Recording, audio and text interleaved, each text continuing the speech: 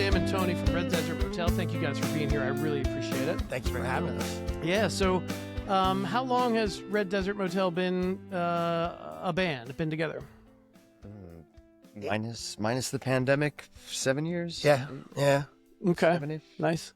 So roughly 8 years if you're counting that period, which we did some stuff during that. I mean, obviously we were not playing out live, but we continued to do things, So so 8 years. Okay, nice. And what would you, for those listeners who don't know about you guys, how would you describe your genre, your vibe? What is Red Desert Motel? I'd say How would Tim describe our vibe? Well, I'll combine both of how we describe it. Roots rock, cowpunk, Americana, the alternative. There's all kinds of catchy phrases. Okay, cool. I don't know that we neatly fit into any one of those, but we draw from all of those. Okay, gotcha. Yep. Nice. So do you agree, Tony? I mean, not to get semantic about it. I like Americana because I think it's a little more broad. Yeah, kind of all-encompassing. When you start to, you have to give people an idea what to expect. But I also think sometimes that can be limiting in a way. Sure. But I digress. Okay. I know this is not the format to digress. No, it's totally fine. We can talk about whatever you want. We got as much time as you want. So, okay, cool. And then, do you guys play out on a regular basis? What would you say we average, Tim? Probably 4 or 5 shows a month, sometimes more, depending on what's going on. Okay. We just played yesterday down at Core 3, which is a brewery down in Clayton. Yep. They had their summer music festival. Oh, right. And we headlined that, and that was great. That was a really good time. Very cool. Yeah. Yep. Core 3. I played my very first paying gig at Core 3. Yep. Wow. Nice. It's a nice little room. Yeah. Nice little room. Yeah, it's cool. Emphasis on little, but it's great. Were you outside? Or? Yes. Okay, yes. Good. Yeah. Now, is Red Desert Motel a cover band or original band or or are you a little bit of both? I mean, I know you've got music out, so definitely original. But do you play covers as well? We do play covers as well. Okay. But I would say 85% original. Oh, wow. Okay. Probably 85 to 90. Nice. And when we do covers, we make them our own. Nice. We do Purple Rain, we do it as a country song. Oh, very cool. Yeah, that's So, awesome. If we're going to do a cover, we're not going to play it. And this is nothing against cover musicians, but we're going to make it. If we can't make it our own, we probably won't do it. Okay. Yep. So nice. Yeah, I mean, I'm primarily a cover guy. I've got about 5 or 6 songs out now of my own, and I'm releasing an acoustic cover album later this month. But I don't want to say I try to replicate the song, but I do try to get pretty close. And I really only play the songs that I genuinely love. You know what I mean? I can't play whatever the latest, greatest thing is if I don't like it. You know what I mean? Right. So I feel you when you're saying that you try to make stuff your own. That's cool. I like it. So Tim, let's talk a little bit about individual journeys for a moment. When did you? Well, first of all, tell me what you do in the band, and then tell me kind of how you got started in music. Are you allowed to curse on this Yeah, podcast? sure. Okay. Absolutely. Well, I would say, first off, the overriding theme is that I feel like I've lived my entire life ass backward because the things I'm doing now, I should have been doing when I was in my 20s. So it's like I was old when I was young, and I'm young when I'm old. So journey in music, I'd say I started playing electric bass in my 20s. I grew up in violin, so I played in bands, never really anything super serious, just mostly jammed with people. Then, I had kids, got married the first time, and that kind of all went out the window. In another life, I was a news reporter. I worked for the Courier Post, Atlantic City Press, Patch.com, a couple other places. So that kind of job, if you're doing it right, is overwhelming. You do not have a lot of spare time. So I would always mess around with the bass, but it certainly fell by the wayside. And now my kids are adults, they're older. I'm not in journalism anymore. I teach part-time at Rowan. I have the record shop in Woodbury on the record. So I have a lot more time to focus on songwriting and rehearsing and playing and all the things that you need to do to be in a band. So I didn't pick up the upright until I was in my early 40s, which is nuts. Who does that?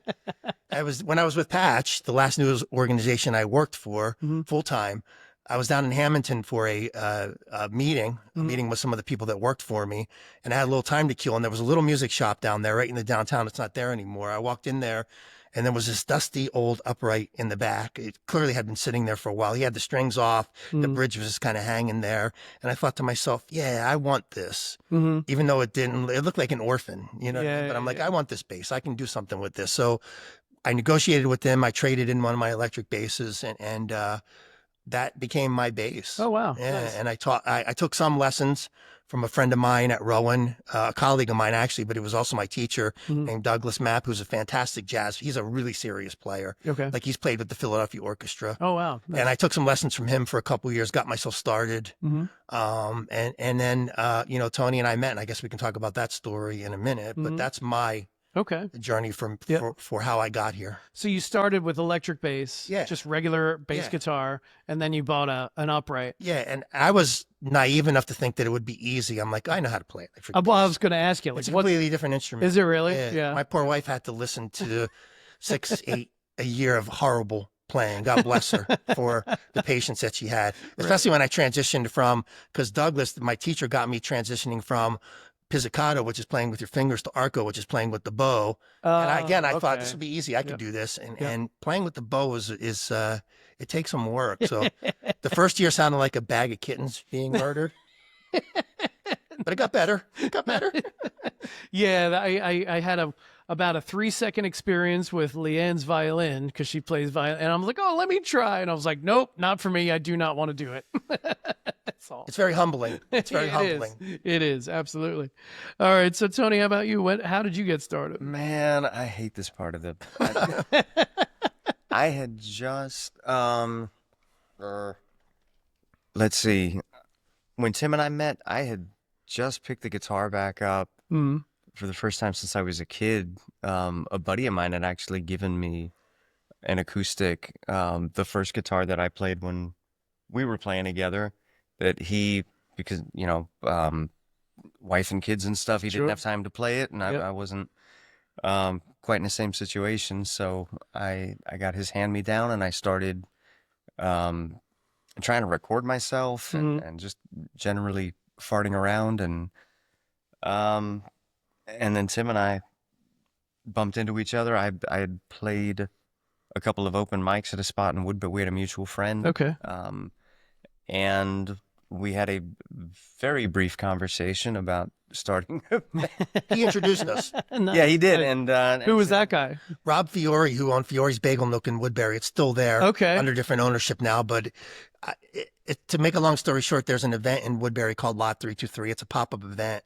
At the time, I was there selling records as a vendor because I didn't, you know, have a brick and mortar, a complete brick and mortar space at the time. Right. So I would go out and just sell records. And Rob brought Tony up to my table. And if I remember this correctly, he was wearing a Wilco t-shirt. I was wearing an Uncle Tupelo t-shirt. Nice. And if you know those two bands, they're kind of like Yeah. one begat the other. And I thought, wow, this guy seems pretty cool. And I had just come out of a situation. Based on t-shirt alone. Yeah. Christ, it was a laundry day, or I would have If it were just a plain shirt, who knows what I would have thought. Whitney Houston t-shirt. Yeah. Well, I like Whitney Houston, okay? Could have written me off. But notes, you know. That's right. Winger. yeah. So we sort of connected that way, and That's cool. thanks to Rob for bringing us together. And then we got together at my house the first time, and I remember we were just kind of like trying to figure out what mutual songs we knew. How could we possibly get a gig? And it took some time to gel, but almost immediately you could tell that there was something there. Okay, was it just the two of you at first? Did you Yes. just- Okay, so you had so who sings in the band? Do you take turns? Tony's the lead singer, Okay, so you're singer, and then guitar, and then your bass is and I sing background. And do you have a drummer? No. Okay. We have a guy who works with us named Arthur Herman. Arthur plays lap steel. He's been with us for about 2 years. Okay. Arthur, I consider to be kind of like the secret weapon of Red Desert Motel. He really brings, like, we can play as a duo, but I think when Arthur's there, it really adds an element. The lap steel adds something to our sound. Yep. I consider Arthur to be the here's an obscure reference for you. I consider Arthur to be the Ralph Mooney of Red Desert Motel. And Ralph Mooney was, any serious country fan knows who he is. He was the pedal steel player for Waylon Jennings forever. Oh, okay. So if you listen to Waylon Jennings songs, like they're great, but if you take out that pedal steel, Yeah. they're not nearly as good. Right. So Yep. So Arthur has been with us for about, I guess, a year and a half, 2 years. That's awesome. Yeah. Love it. Love it. That's great. Did he play with you at Core 3 the other day? He did. He Yeah. did? Nice. Nice. Awesome. Awesome. So then, were you, Tony, now you said you had just picked up the guitar after taking some time off. How long was that hiatus?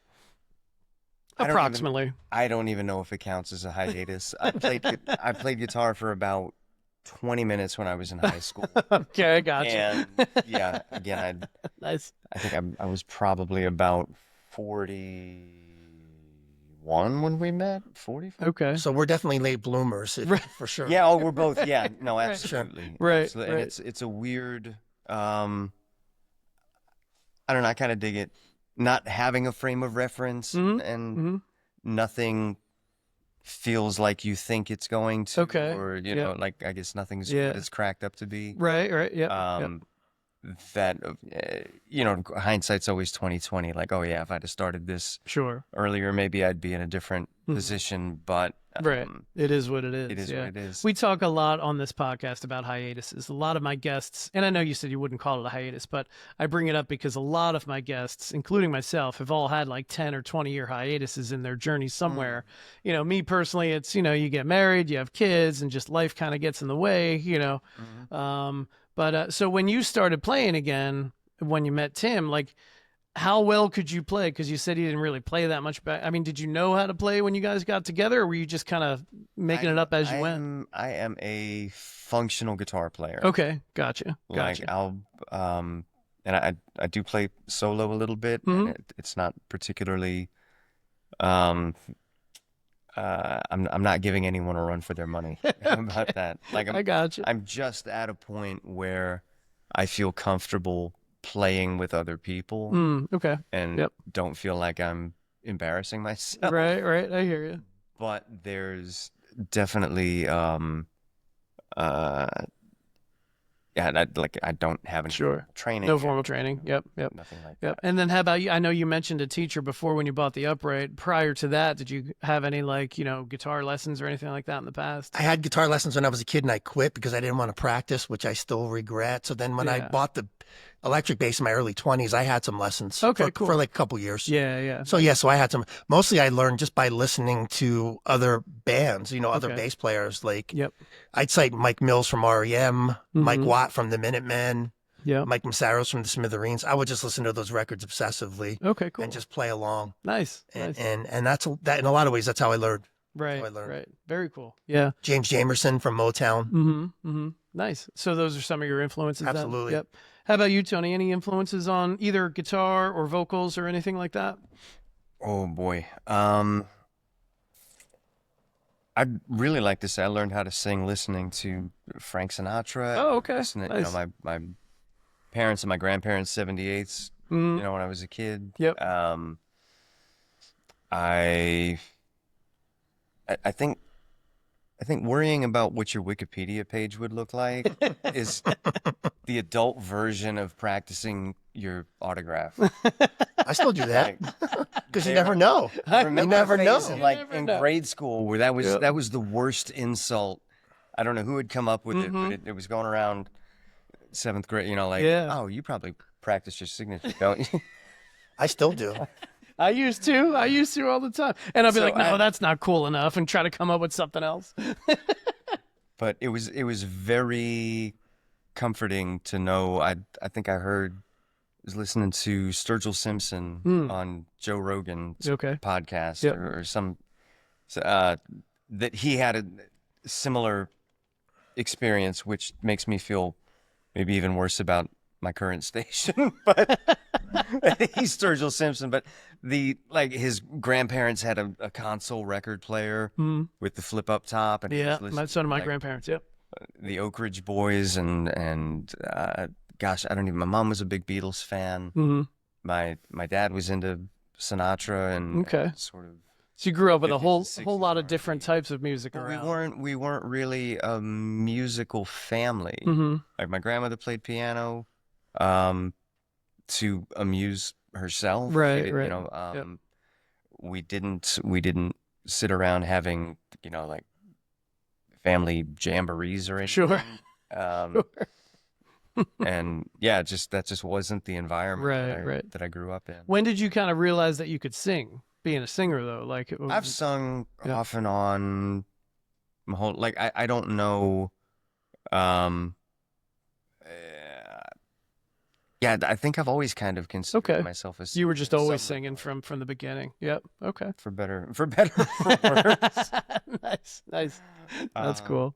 How about you, Tim? Any family members, like, did you come from a musical family? Well, I wanted to say one thing, and Tony's humble, but I think it bears mentioning that Tony's a U.S. Army veteran who served served 2 tours of duty in Iraq. So that's kind of an interesting path, I think. Sure. Yeah, man. I don't know any other musicians who are military veterans. That's not to say there aren't any. Right. But I just think it's an interesting path. So we both have had very interesting paths to hear. Yeah. To answer your question, none of my parents were musical. My grandfather was my maternal grandfather was a self-taught guitar player who was in the musicians union down in Vineland pretty much up until the day he died. Okay. And he was a self-taught guitar player, would go around and play gigs, at social clubs, nursing homes, wherever he could get them. So that definitely had an influence on me. But my parents were both into music. My mom had a great collection when I was a kid of Philly soul. And the popular music of the day, the 70s. Yep. And I still have all those records. And my dad, who passed 2 years ago, loved old school country music and Elvis. Okay. Remember, I used to ride around in his pickup truck in the passenger seat, and we used to think, this music sucks. When I grow up, I'm not going to listen to any of this. And don't you know the cruel irony is I'm in a band that plays that exact style of music. So it all comes full circle. Yeah. It's interesting about Vineland. I had some other guests on here, Amber and Anthony West. Anthony's, I want to say, great grandfather was like on a radio show or something down in, I think it was Vineland. I apologize, Anthony, if I'm not getting it right, but he was like pretty well known fiddle player, I think. God, I hope it's fiddle player. Anyway, he was telling me that, like, from stories of his grandfather or great grandfather, that like Vineland was like a thriving like country music scene way back in the day. It was, it was, because it's pretty rural down there. The further you go south, the more rural it gets. Yep. Yeah. That's interesting. I always found it kind of interesting. And even still, there's quite a bit of country music down in Vineland as well. So anyway, so what do you guys got going on as far as music that's released out already with Red Desert Motel? We just released a new single a couple weeks ago called Cowgirl and Ramona. Okay. And we're really proud of. I like how you leaned into the mic for that. Make sure everybody hears it. Yes. I felt myself drifting away. That's why. You'd think I'd know how to use a mic by now. After all you were doing it for all these years. Drop my voice a half an octave. There you go. Cowgirl and Ramona. We have another single we haven't quite figured out when we're going to release it, but it's called Dancing at the Country Bar, and that's going to be coming out probably within the next month or so. We're trying to let this single breathe a little bit before we release the next one. Sure. Yep. Yeah. Anything else prior to that, or? Yeah, we have 2 EPs that we've released. Okay. One called Off the Track was the first one, and the second one was the name of our second EP. River Running High. Thank you. Okay, cool. Yeah. Cool. And I assume they're available everywhere, Spotify, all the Music. streaming services. Yep. We have Kmart. we have physical copies if you want one. Nice. Very cool. And speaking of physical copies, right? So are you the owner of On the Record? I'm pointing behind you because I've got the thing. I don't know if you can see. Yeah, right over your shoulder. Yes, I'm the co-owner with my wife, Michelle, okay. of On the Record, Yep. 7 South Broad Street, Woodbury, NJ. Yep. And how'd that come about? Well, it's another really interesting kind of thing where I never saw myself doing retail. I had never had any experience with retail. It was just a guy who had a lot of records. And it reached the point where Michelle said, Tim, we need to do something. You got to put him somewhere. Yeah, we're bordering on hoarder status here. She's a very organized, meticulous person, and I'm the exact opposite. That's why we make such a good couple, because we're, in that regard, we're exact opposites. So, place in Woodbury called the Nerd Mall, which is just a block down from us. They were kind enough to give us some space, to rent us a small space in the back. Nice. This was 7 years ago. And, we just basically, it was like a co-op kind of situation. Okay. Where we just paid rent. I didn't have to be there all the time. Okay. Which was good. Yeah, You know what I mean? sure. Because I was kind of teaching full time at the time. Yep.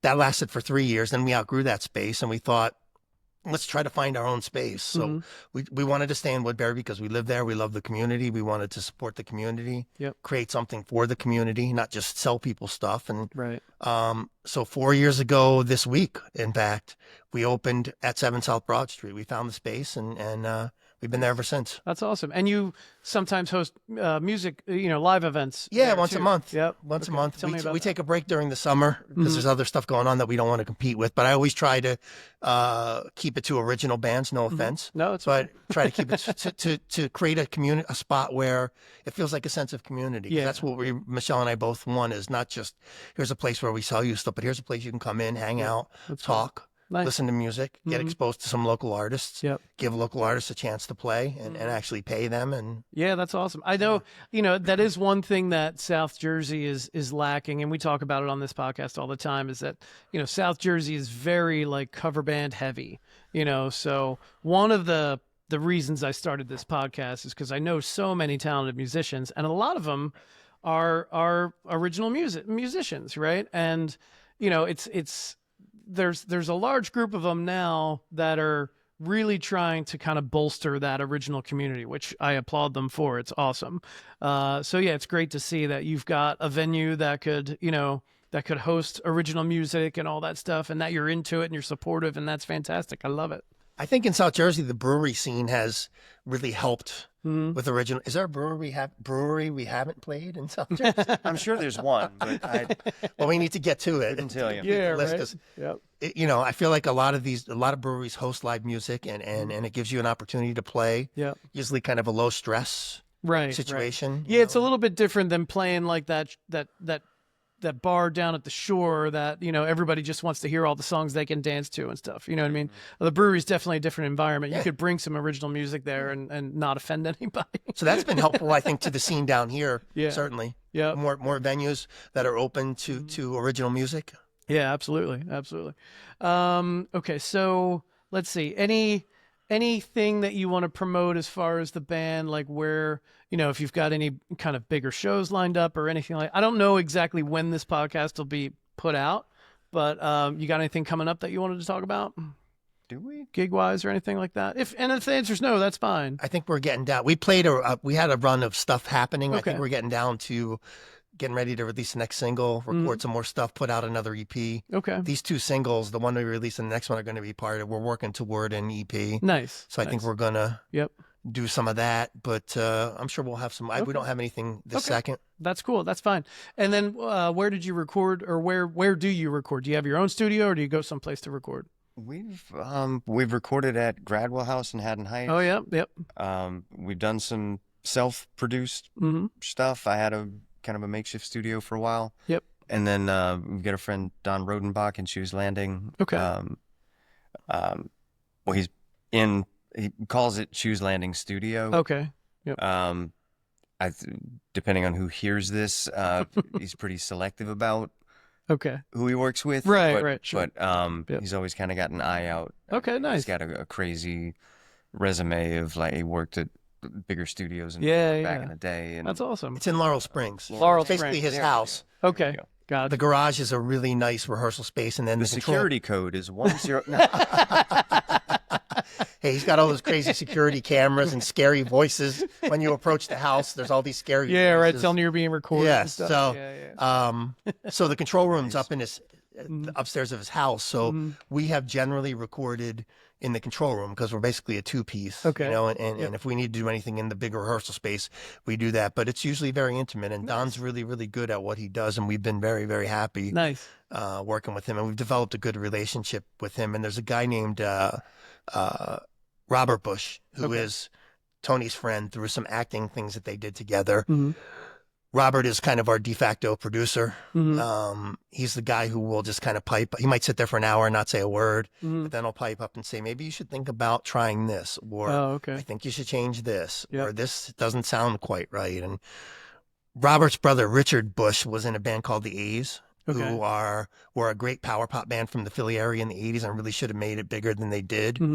And one of the best things that's ever happened to me as a musician is when Rocco Notte, who was the keyboard player for the A's and wrote their hit, Woman's Got the Power. Okay. He came and played keyboards on a couple of our songs on the last Nice. EP. Man, what a thrill. Yeah, man. What a That's thrill to have awesome. that guy Yeah. on your record. Yeah, absolutely. That's fantastic.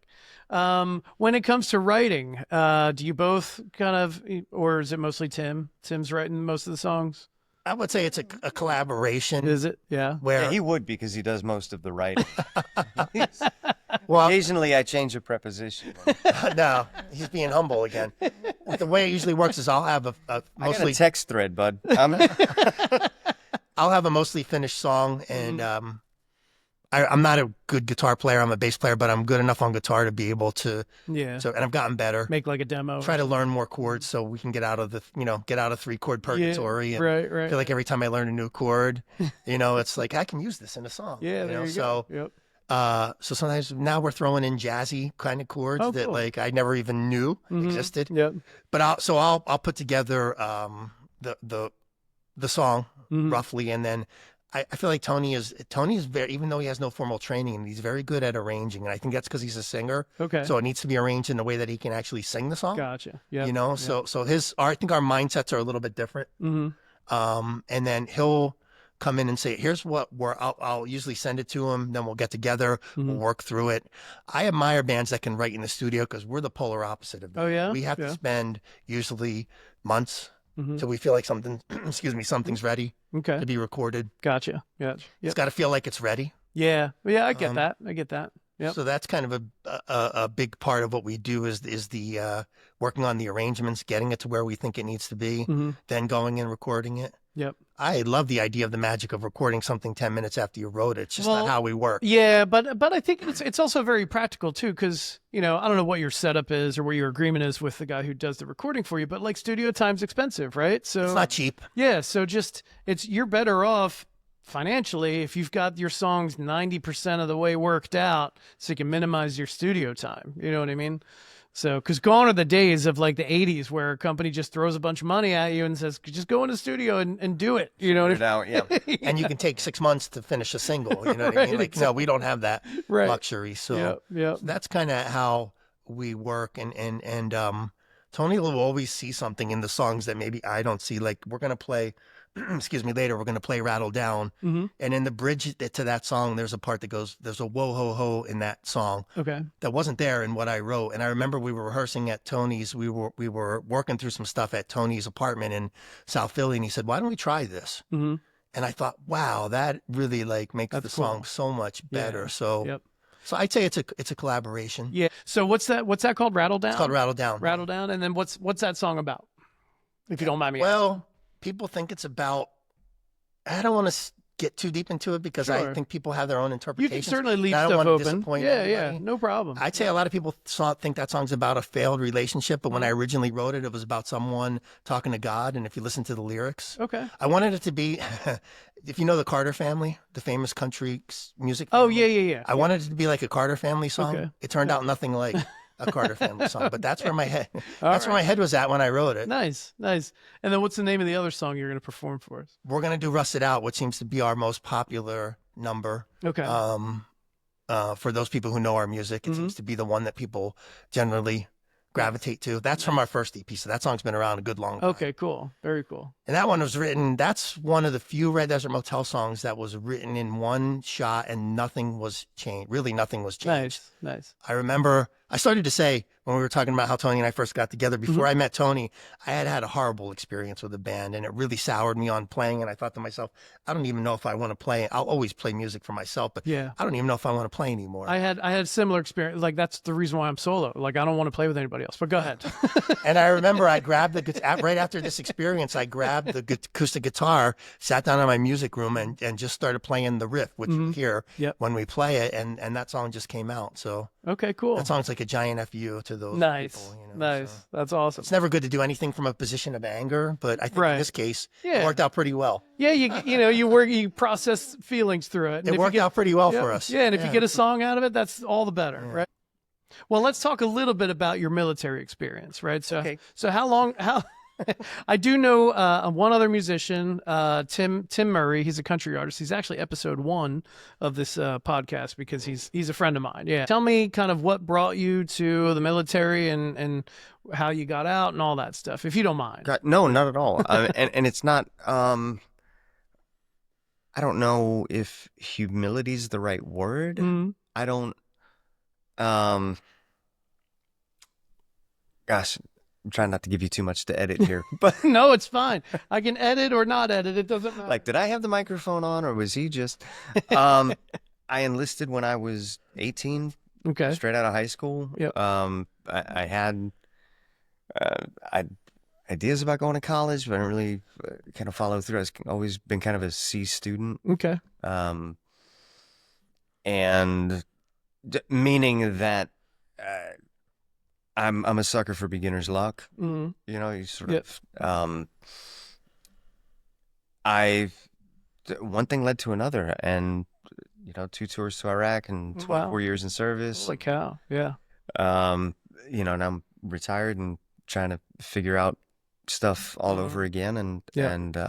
it was absolutely. I mean, of course, in hindsight, things always look better, Mhm. but I don't regret the experience Good. at all, and Yep. and met some amazing people, That's awesome. not the least of which my buddy that gave me the guitar. Yeah, there you go. Again, with that idea of hindsight being 2020, there's always that idea of, if I hadn't enlisted, or if I hadn't Right. stayed in so long, Yep. or, Just took a different and path. then there's just that general sort of existential kind of Mhm. middle-aged, like, what am I doing? What have I done? Right. Where am I going? And all of that, and really more a feeling of place, Mhm. where like sometimes you get so comfortable being uncomfortable that you don't know what comfortable feels like. Okay. Yep. But I have gotten to live in a whole bunch of different places. That's awesome. Travel and that sort of thing. Yeah, yeah, So it was, yeah. That's cool. Well, thank you very much for your service. I appreciate it. That's awesome. And okay, all right. Well, I thank you guys for being on the podcast. I appreciate it. Thanks for being here. Thanks for having us. Yeah, man. Well, hello. We are Red Desert Motel, and this is Rattle Down. 1, 2, 3, 4.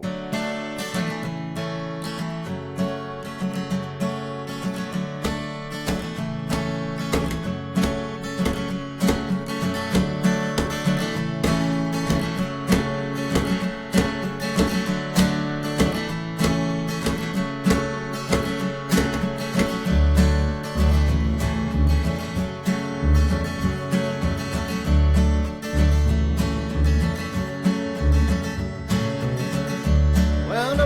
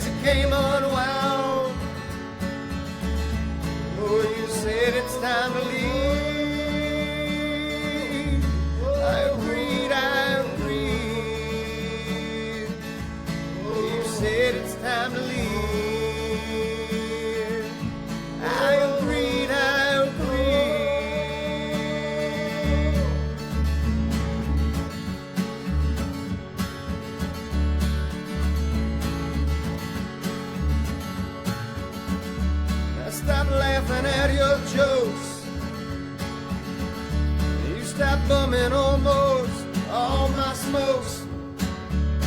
I hate it when you say there's nothing anyway. Oh, you said it's time to leave. I agreed. Oh, you said it's time to leave. I agreed.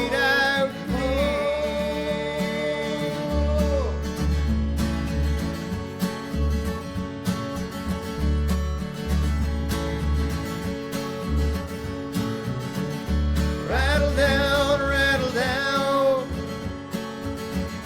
tell me when I will be found. Rattle down, all those days that came unwound. Rattle down, tell me when I will be found.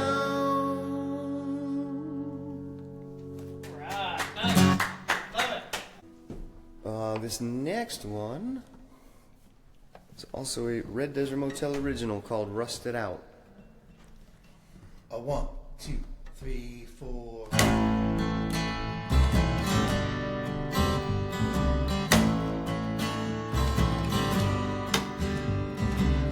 Keep talking to yourself without much to say. It's tired of listening anyway. Climb these walls, but they fall apart. Can't have a pulse, you got no heart.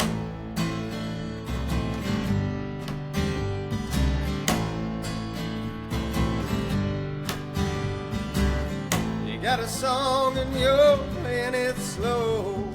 There's always the one that no one knows.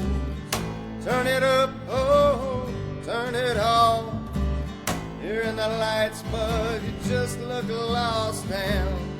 How'd you get so rusted out? How'd you get so rusted out?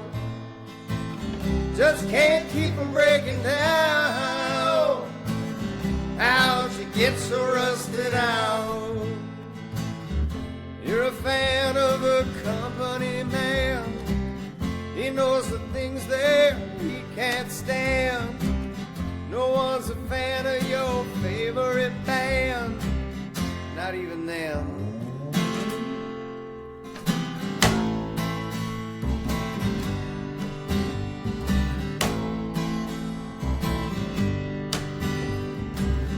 You got a song and you're playing it slow. It's always the one that no one knows. Turn it up, turn it off. You're in the lights, but you just look lost there. How'd you get so rusted out? How'd you get so rusted out? Just can't keep them breaking down.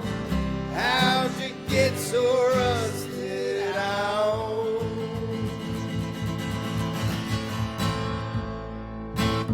All right, nice. Oh, thank you. Awesome.